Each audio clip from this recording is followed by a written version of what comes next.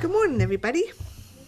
It's always my incredible joy to be here with you all.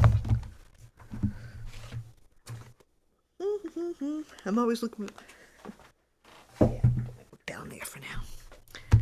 So, my talk title is The Awesome Intrinsic Intelligence That Makes Order Divine. See, there's an intelligence that connects us with the oneness and the allness of this thing that we call life, that by design that we are created to live in harmony with it. I've often pondered that if I were to ever write a book on the 12 powers, that I might actually, if you've taken any 12-power courses, you know that different authors have changed the names from renunciation to elimination to release. And I think I would call order intelligence, because there is always an intelligence that is intrinsic in all order. And I'm in awe and in wonder of it all. So today I'll talk about, what I mean by this, why I think it's worth something pondering, and how, that fifth unity principle, how are some of the ways that we can to live in order. So I've always been in awe of the intelligence that makes our body functions. Thank goodness that we're designed that way, that I don't have to tell my heart to beat, my lungs to breathe, and any of the other gazillion functions that are even happening now as I speak. And that's just the physical. And I found an article by a chiropractor by the name of Trent Scheidegger.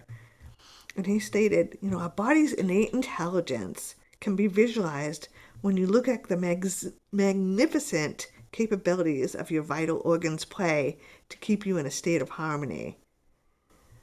Your brain is coordinating your entire body's trillion cells. Your heart is supplying oxygen and energy to your bloodstream. Your kidneys are excreting waste and fluids. Your liver is detoxifying and producing digestive enzymes, and your lungs allow us to take in oxygen and remove carbon dioxide from the bloodstream. Our body functions with organization, which means that you have an internal wisdom and innate intelligence that is expressing this organization. Isn't it pretty incredible when you think about it? And aren't you glad that you don't have to remind yourself, breathe, whoop. Sometimes I do have to remind myself to breathe. But, I think of all the different things that our bodies do that we don't even have to be conscious of. And I think it's pretty amazing. So the definition of the power of order and power up by Reverend Paul Hasselbeck and Reverend Cher Holton is our ability to organize, to sequence, to balance, and adjust. Charles Fillmore, co-founder of Unity, states it this way in The Revealing Word, that the divine idea of order is the idea of adjustment. And as this is established in our thoughts and in our mind and in our affairs, we will be one with the universal harmony. So that intelligence, that order, is intrinsic within us, as well as the world in which we live. See, order is both divine and intelligence, and we get to both be in awe of it and create it. We let it express as our thoughts and our actions, and we choose to trust it and have faith in it, and let our experiences be our greatest teacher. Order is never a stagnant space, even in the stillness. There's always a lot happening beneath the surface. And that makes order and its intelligence a very active thing, a very active power, both within us and around us.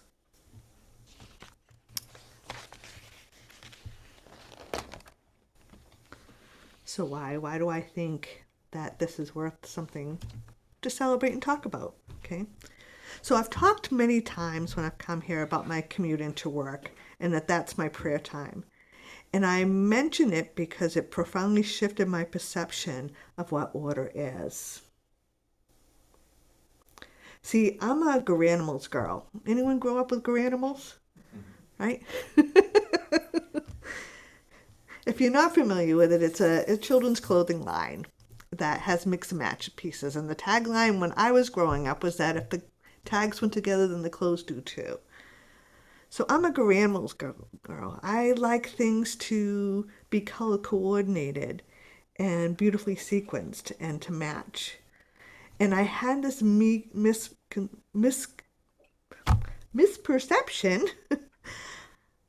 of what divine order is. I thought divine order was rainbows and sunrises and sunsets and snowflakes and pretty flowers. And it is that. Yet my commute, probably because I was in a prayerful place, really taught me that order doesn't always look pretty. That sometimes it's downright messy, stinky, and not aesthetically pleasing at all.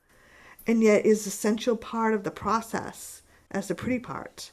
The ugly decaying leaves in the fall create the ground cover that supports bugs and nurtures the soil that supports the tree in blooming again. And really a part of our our ecology, our ecosystem.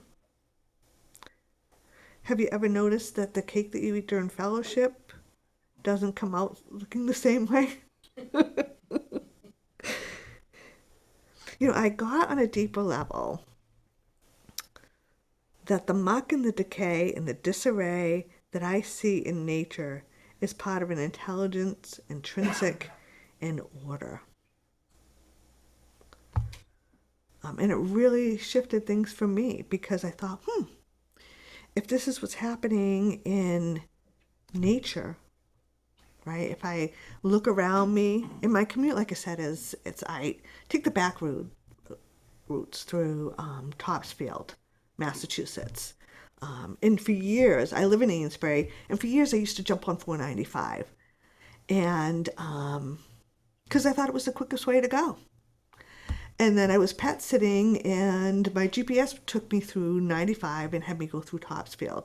And it's all these glorious pine trees and beautiful gardens, and just, it's, curving, it's just beautiful. It's beautiful. And when I first started doing this, it was glorious and green. It was summer, and it was gorgeous and green. And then the fall came, and it was all the beautiful fall colors that were magnificent. And then, November and December came. And it was ugly, downright ugly, right? Brown decaying leaves, dirty snowbanks on the side, and the trees that were dying in decay before, that had been obscured before, I could now see. And I really got that if this is, and I know enough, right? Because, I've had a few trips around the sun, that this is all necessary. It's, it's part of living in New England, and it's part of the cycle of life.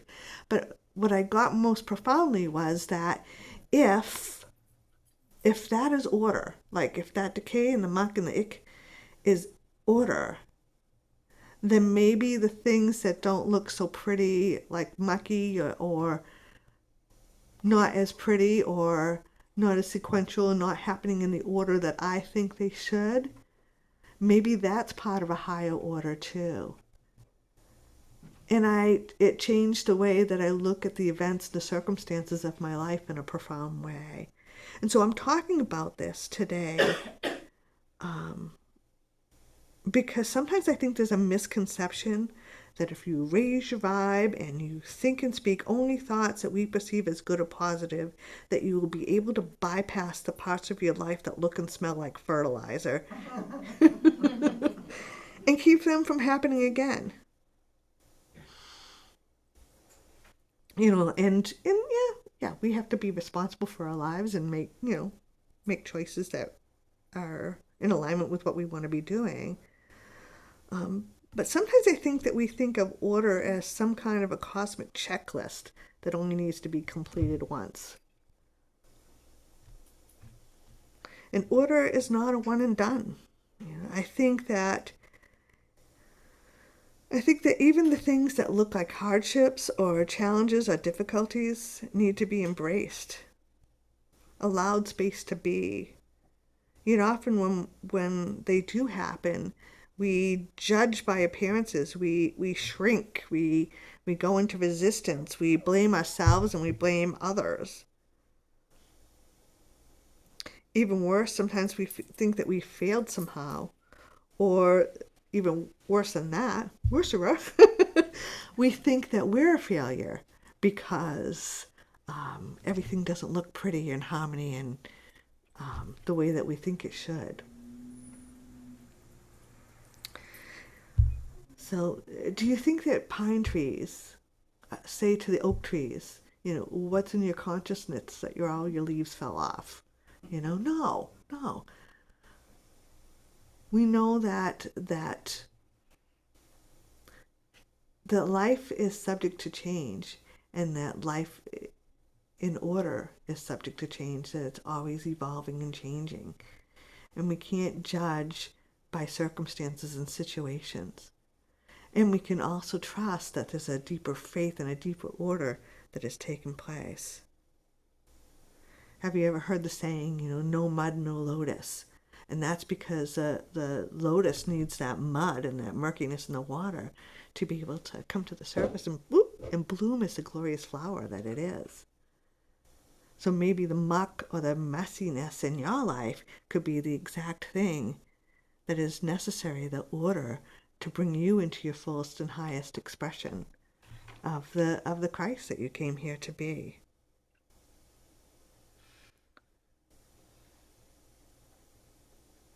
So, guess what?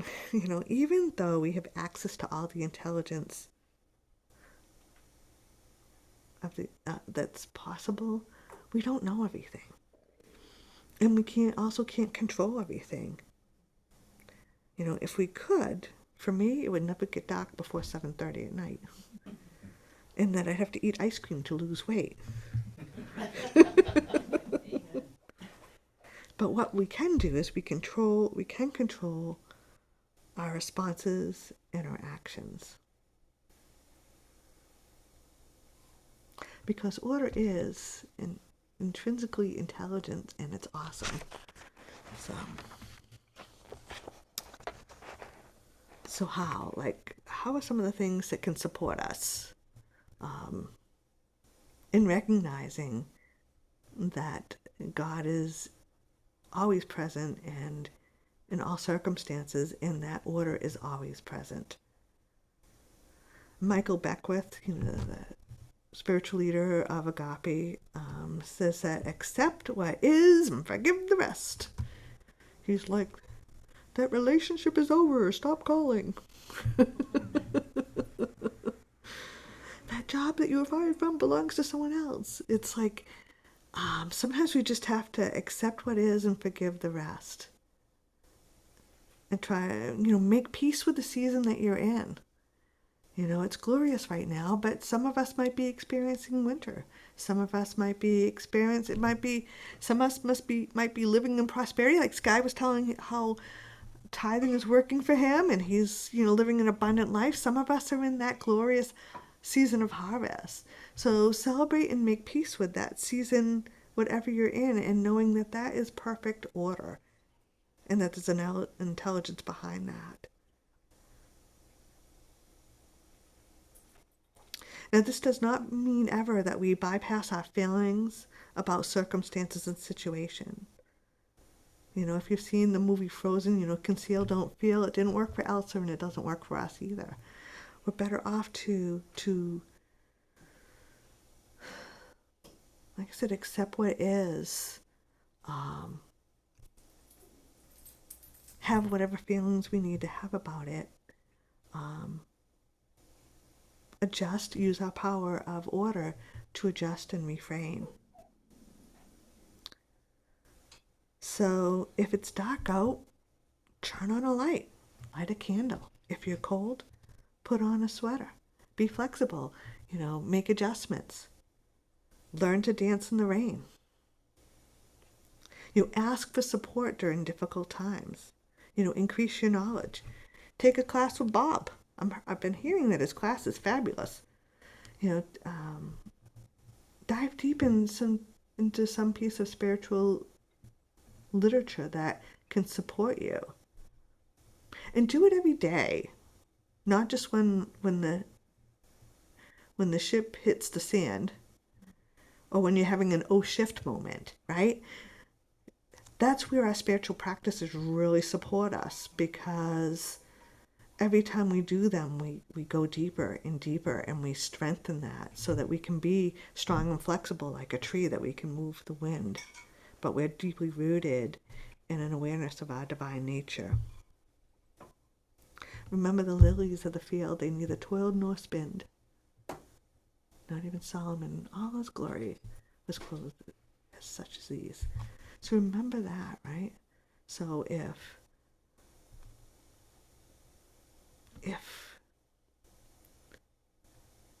the universe created the rainbows and the sunsets, they must have thought that you were needed as much as they, right?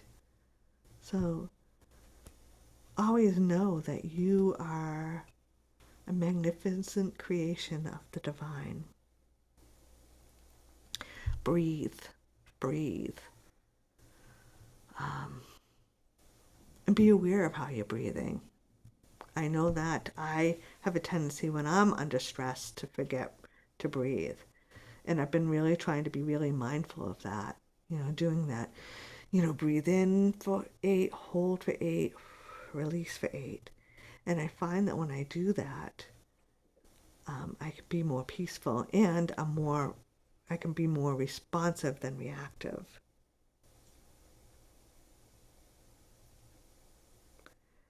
I think sometimes we just say, oh, divine order. But here's the thing, if I drop a rock on my foot, I know that it's going to heal.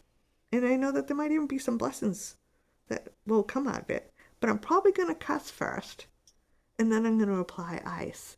So do what you need to do in the practical. Doesn't mean that we can't think, doesn't mean that we can't affirm divine order, but we pray and move our feet. I came across this from Reverend Ogun Holder on grief, and I thought it was relevant to even talk about order and its intelligence, because grief is a part of life. Grief is a part of life. I don't think you can live on this planet for any number of years and not have experienced some degree of loss. And I won't read his whole thing, but I do invite you to check it out, because Ogun has just a great way with words, and he's able to articulate things like grief and loss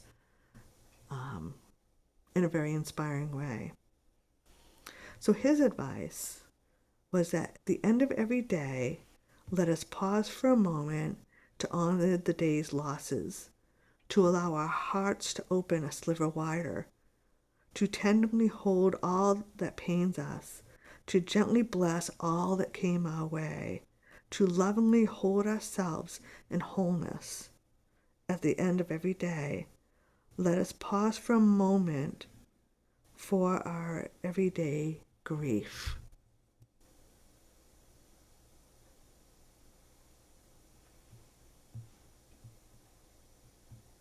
So we can know that a higher order is established, and we can allow ourselves to feel, to grieve,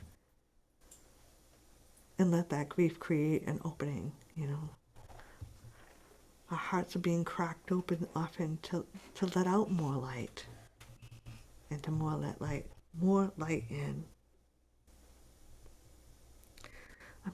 Use your power of faith to remind yourself how sometimes things that we label as bad end up being amazing. Have a wait and see attitude. We all know the story of the butterfly, right? Goo today, wings tomorrow. And those wings that the butterfly has to go through the struggle in order for the blood to pump into its wings so that it can fly. And maybe some of the struggles that we go through are so that we can spread our wings and fly, that we can be the magnificent Christ that we are. So I have a story that I want to share. And it's from this book that came to me by divine order. I inherited a lot from my former ministers, Shipley Allen's, and I inherited a lot of her books. And they've been great. They've been a great resource for me. But it's called The Miracle of the Floating Fig. And this is by Reverend Alan Cohen. And this is a great book. It's called Looking in for Number One. And he's got all kinds of stories in here. And he's a great storyteller, too. He says, I arrived at the Harbin Hot Springs at 2 o'clock in the morning, tired and hungry. I found my way to the locker room, peeled off my clothes, and immersed myself in a soothing body temperature mineral waters. Instantly, I could feel my tired muscles and stiff aching after a long day of travel unwinding as they absorbed the warmth of the healing waters. I found a seat on an underwater ledge, leaned my head back against the rim of the pool, and naked before God, gazed into the vast starry night. Silently, I uttered a prayer of thanks for finding my way to this healing sanctuary. But there was a problem. I was famished. I had not eaten for many hours and unable to find a store or restaurant during my late night drive through the rural mountain region. I arrived without any provisions. The on-site restaurant would not be open until the morning, and I began to feel anxious about not being able to get anything to eat until the next day. Then I looked around me, and I realized I was in a place of great tranquility. An all-night candle radiated in mellow glow on the ledge just above my head, while the mountain stream chanted a playful lullaby just a few yards from the pool. Surely God was in this place. Though I was alone, I was not alone spiritually. And somehow I reasoned, bless you, somehow I reasoned that I would be taken care of. Even if I had to go without food for a while, my heart was full. And just then, my reveries were interrupted by something touching my lip. An object had floated toward me and bumped into my mouth, and I reached to remove it and discovered it was a fresh fig. Can you imagine my surprise and delight to find a sweet delicacy? Actually, it found me in the middle of a hungry night. In rhythm with the grace of the moment, I opened my mouth and received the communion from this provident universe, by far the most succulent fruit I had ever tasted. Then I looked up to see that I was sitting beneath a huge fig tree that spread its leafy limbs out over my entire section of the pool. Below the tree I found many figs, freshly fallen, floating on the surface of the pool. I made a short round and gathered a handful. Then I went on to savor the most treasured midnight snack. And the experience has become a key metaphor for my life. It reminds me that wherever I am, God is. I am always taken care of, often in ways I could not control or plan. The miracle fig arrived at the exact moment I surrendered my sense of need and remembered that all is well. What better formula is there for abundant living?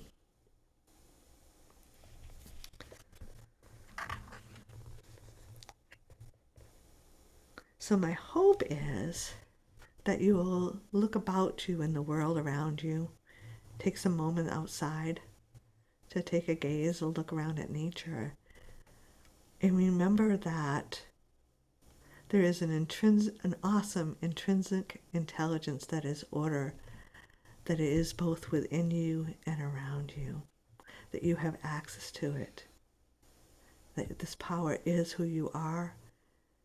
You can make adjustments, that you can bring order to all circumstances and situations of your lives and the life of those around you. And so it is. And now we're going to go into a time of meditation.